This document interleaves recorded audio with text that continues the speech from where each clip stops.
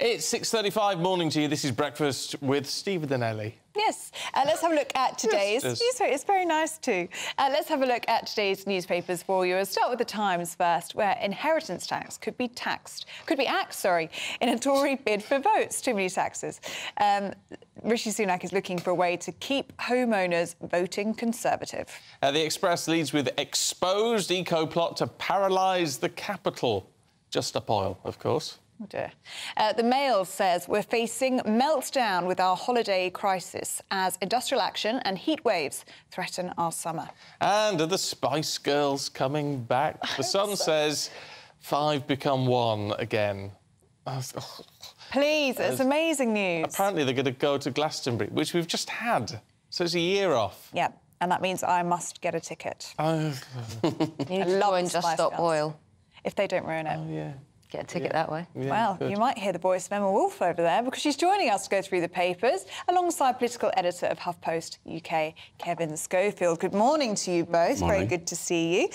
Emma, let's start with you, shall we? The front page of The Mirror this morning, their poll says they want Hugh Edwards back on TV. Yeah, so people like Emily Maitlis, and I think we've heard earlier from John Sopel earlier in the week, coming into bat for Hugh Edwards, and this sorry saga rolls on.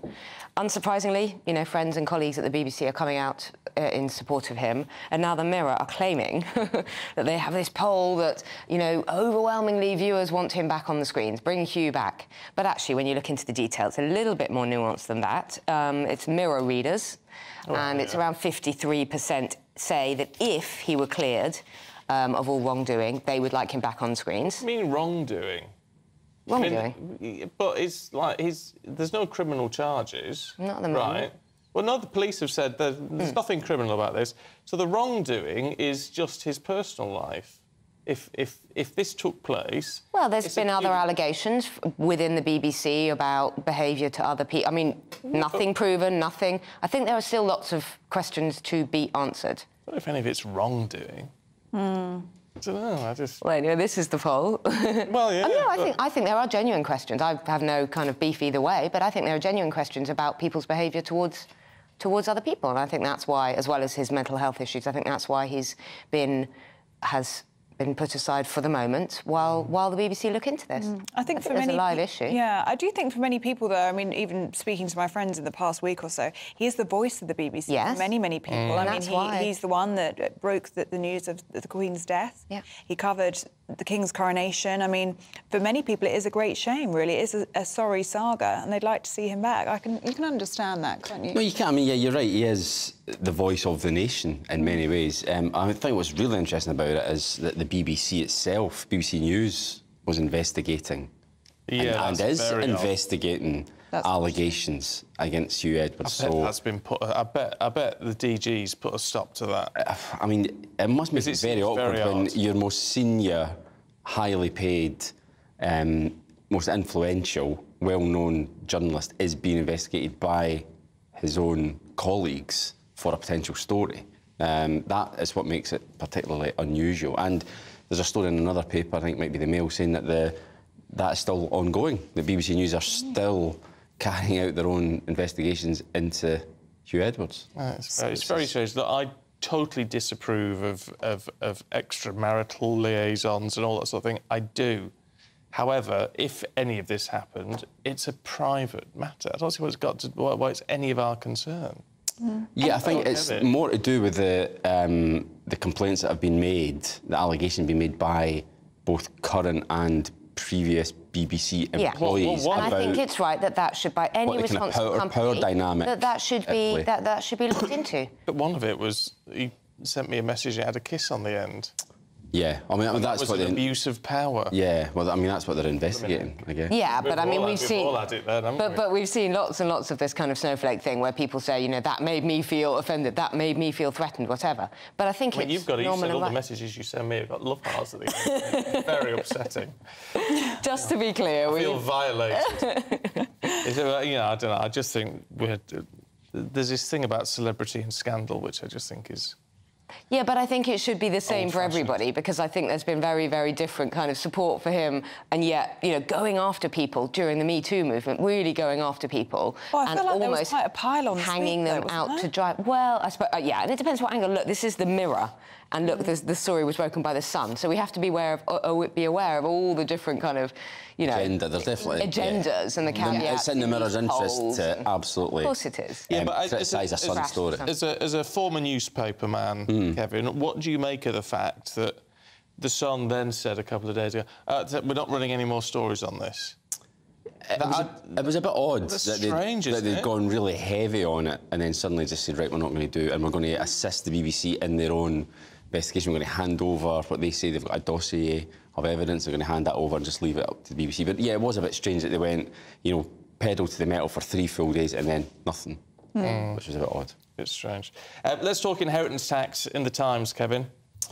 Yeah, so I feel that this story's been briefed a few times. It has an air of familiarity about it, but yeah, so the Tories at the moment, as we all know, are miles behind in the polls. They've got 3 big by-elections coming next Thursday. Chances are they're going to lose all 3 of them. So they've got to try and... They're grasping for anything at the moment to try and win back some voters. Now, we know that a lot of Conservative MPs want taxes cut. Now, up until now, the Chancellor and the Prime Minister both said we can't afford it. Inflation's too high, debt's too high. But apparently... and it's no stronger than people around Downing Street are talking about this. So it's not even... No names. It's just senior government sources. There's no one who will put their it could potentially be in the Conservative manifesto, which would then mean it would be implemented if they were to win, you know, well into the future. So it's I mean, they're flying a kite, basically. But they're saying that they would scrap inheritance tax. Now, what's interesting about this is that a lot of people hate inheritance tax. They don't like the idea of being...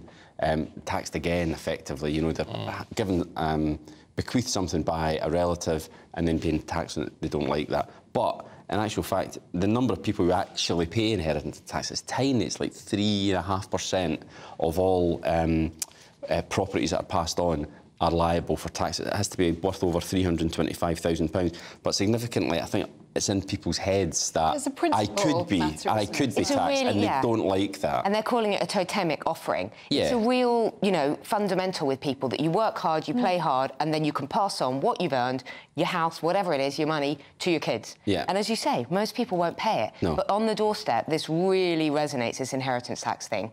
And it's funny, it's not one of those where people say, yeah, tax the rich until the pips squeak. It really is something that most people feel, I want to pass on what I've got, what I earn, to my children. And if I get lucky, if a relative dies and they pass on, I don't mean that. I'm not meaning me personally. I'm not meaning me personally. You know, people will think, if I come into money, then it should be my money. Yeah. You know, I shouldn't be. But the other thing is, it would cost £7 billion a year, this policy. So where's the money coming from for that? You know, we're being told... It doesn't have to come from anywhere, does it? Because it's just money they're not going to break in. Well, yeah, but it's probably money that's been accounted for that they'll have banked. And they say, providing inflation falls significantly, which we don't see much sign of at the moment. There's a lot, as you say, there are no names to this story. A lot of caveats. It would be a manifesto pledge. And it also says... We know about their manifesto pledges. And also, right at the bottom of the story, it says that Rishi Sunak's not even thinking about it. Yeah, exactly. So it kind of kills the story right at the very end. But, I mean... Who knows? As I say, they're well behind in the polls, and perhaps this is just by floating the idea, it might win some people back. But at the moment, there doesn't seem to be much sign of that happening. Yeah. OK, Emma, let's have a look at the Mail, shall we? The front page. Holiday meltdown. Well, it's that time of year, so we have to have airports in crisis. We have to have flight delay, thousands of flights delayed, families, you know, sitting in airports, terrible queues, no lavatories, that kind of thing. So schools are about to break up. It's summer holidays, and as you were hearing from Simon Calder earlier on, yeah, absolute crisis at loads and loads and loads. I think it's 8 days of walkouts by Gatwick workers are threatened. Nearly 5,000 flights are scheduled to take off over those strike days, so there's going to be absolute mayhem at the airports. Plus, we've got all the other factors at the moment. We've got these heat waves across Europe, which, you know, in one way, wow, it sounds hot. But actually, if you take a family on holiday and you're in some beach resort, it's not safe. You literally cannot leave your hotel. I've got a friend who's in Marrakesh. She cannot leave her hotel room because it's over 50 degrees there. I mean, it's dangerously furnace, you know, and we've heard about the Acropolis and in Italy and in Spain and everything.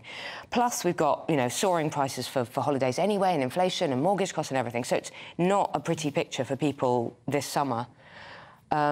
If you add into all that, I suppose, the fact that there's some kind of climate issue going on in Europe, because this is not normal, what we're seeing. Yeah. So, yeah, it's not a good look. I actually feel sorry. I'm gonna reference what Simon Calder was saying earlier. I actually feel sorry for people who've got holidays booked in Greece and Italy next week, really, because as you say, you actually can't leave the hotel room.